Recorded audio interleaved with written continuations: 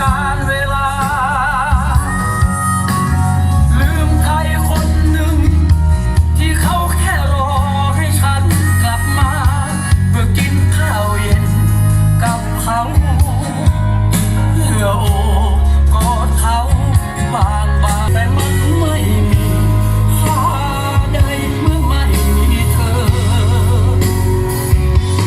ขอโทษที่มันไร้ดาวเขายังไงไม่เทียบเท่าทันกับ